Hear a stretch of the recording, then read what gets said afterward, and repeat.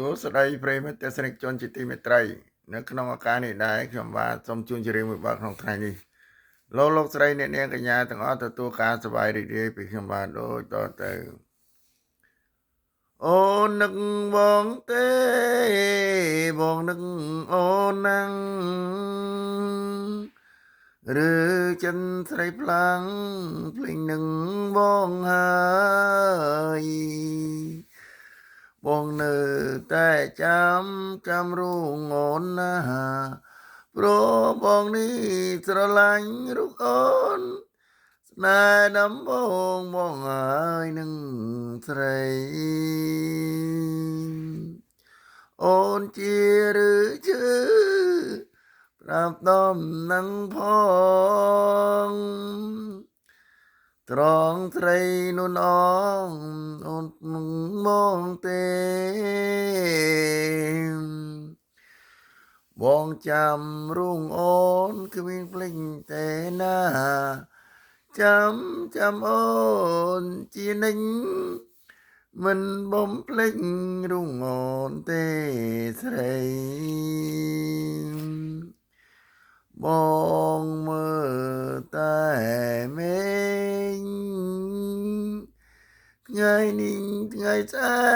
កចាំមើលតែផ្លូវច័ន្ទអង្គគេពុនប្រហងសងសើ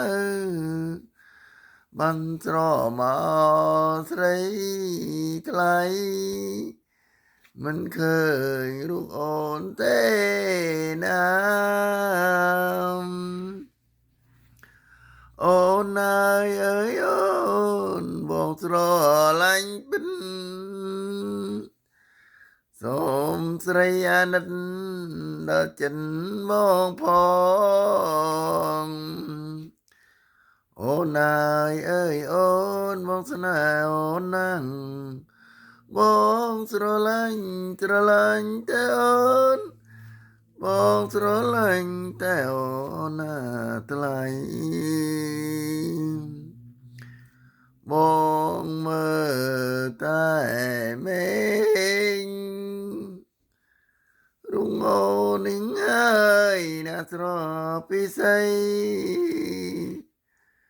បងស្រឡាញ់អូនស្រឡាញ់មែនទេណាស្រងពិសីបងស្នេហ៍គ្មានពេលណាភ្លេចអូនអើយអូនមកស្នេហ៍អូននឹងឬចិនត្រីផ្លាំង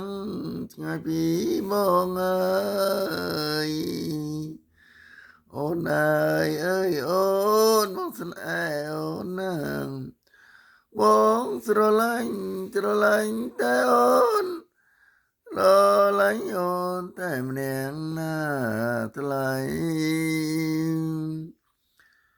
អូនអើយអូនសូមអូនកុំភ័យណាស្រពិសីបងនេះណានឹករូងអូននឹងសូមតែត្រាប្រណីដល់ចិនបង